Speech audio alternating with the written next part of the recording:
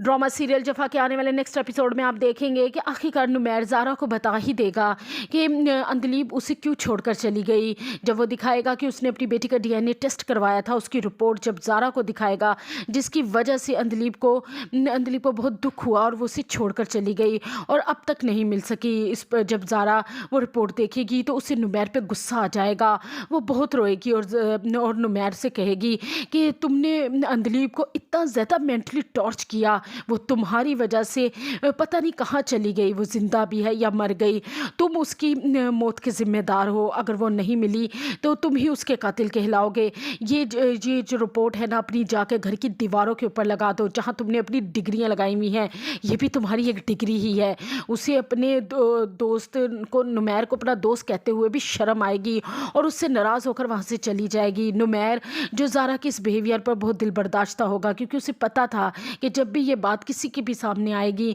तो ये बात नाकाबिले बर्दाश्त होगी। वो तो आगे अंदलीब के इस तरह गायब हो जाने की वजह से बहुत परेशान है। ज़ारा जो नुमैर के अभी असल चेहरा सामने आने की वजह से बहुत ज़्यादा डिप्रेस होगी। एक तो वो अपनी तलाक की वजह से, हसन के साथ जो भी उसने एक नागवार शादीशुदा ज़िंदगी गुजारी, उसकी डिप्रेशन से भी निकल नहीं सकी थी कि अपनी बहन अंदलीब का भी हाल देख, जो उसका इतना अच्छा दोस्त था और इतना समझदार डॉक्टर था, उससे उसी हरकत की उम्मीद नहीं थी। वो बहुत रोएगी और नुमैर से सख्त नाराज़ हो जाएगी। नुमैर अब जो ज़ारा के भी अपने से खफा होने के भी अपनी ज़िंदगी से आवाज़ारी होने लगेगी, उसे भी अपना आप अच्छा नहीं लगेगा और जिसकी वजह से वो जब घर नहीं आएगा तो उसकी माँ बहुत परेशान होगी और ज़ारा को फ़ोन करेगी कि अब नुमैर सुबह से अब तक घर वापस नहीं आया, उसका फ़ोन भी बंद है, मैं बहुत परेशान हूँ आगे अंदलीब की वजह से, और अब नुमैर भी गायब हो गया।